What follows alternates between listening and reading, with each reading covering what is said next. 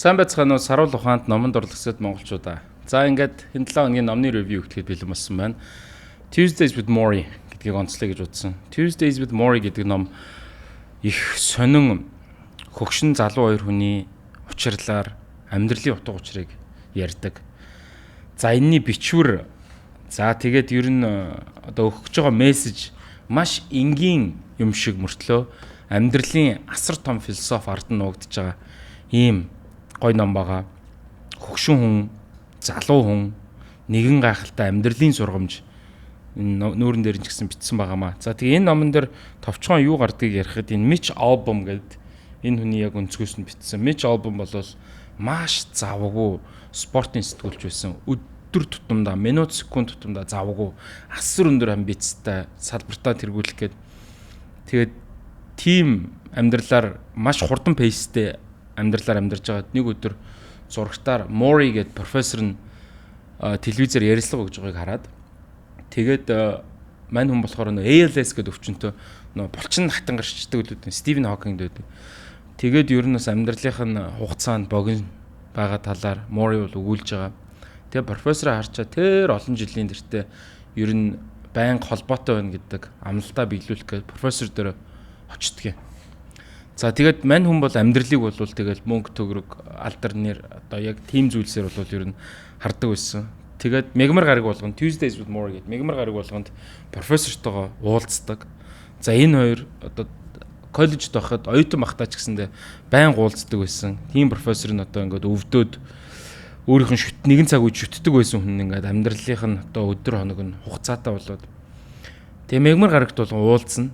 За энэ хоёр тэгээд амьдралын талаар гэр бүл, хайр дурлал, уучлал, үхэл, мөнгө, хөгшрөхөөс айх гэх мэтчлэн зүйлсийн талаар бол байнга ярьдаг. За ингэж ярихдаа бол нэг бодлын сэтгэл зүйчдэр очиж байгаа юм шиг гэдэг мэдрэмжийг авна.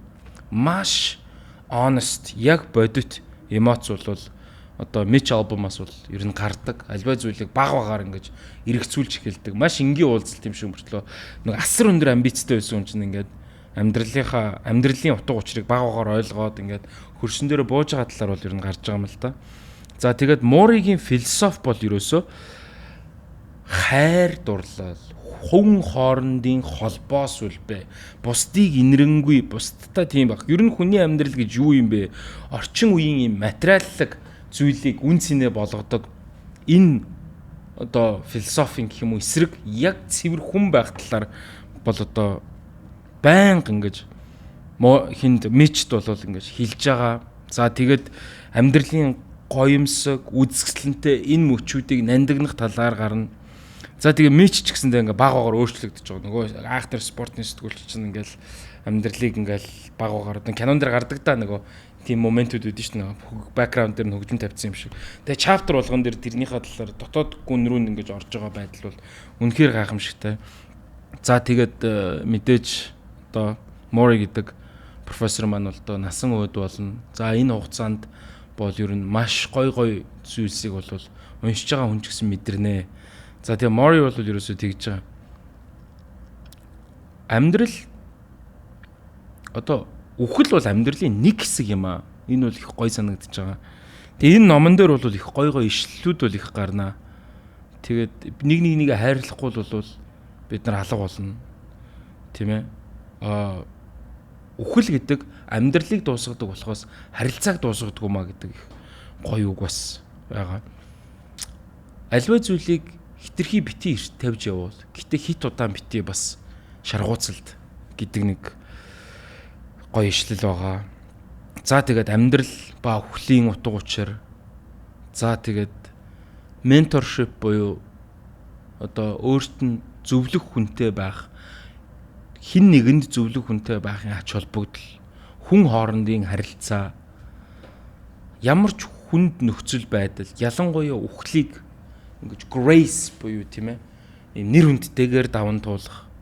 Энэ бол бидний амьдрал бол ер нь бол нэгдүгээрт богинохон гэдгийг энэ богинохон номоор бөгөөд энэ богинохон бөгөөд хүчтэй номоор бол ер нь харуулдаг. Энэ номны гол зорилго бол жоохон тэ хаазаг шигээ түр багсгаад жоохон удаанаар амьдралынхаа эргэн тойрныг хараад гой сайхан мөчүүдэд талархах талаар энэ бол Mitch Mori хоёрын асар өндөр контрастыг амьдралын хоёр туйлэгч гэсэн харуулж байгаа гэмээр ийм гоё ном байгаа. Тэгээд дэлхийд дахна 11 сая зөвхөн энэ print copy зарагдсан билээ.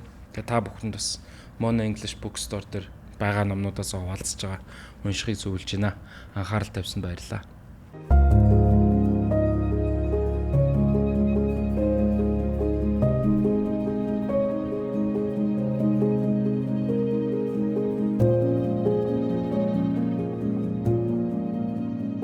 Мэдлэгээр жигүүрлээ. Mono English Bookstore.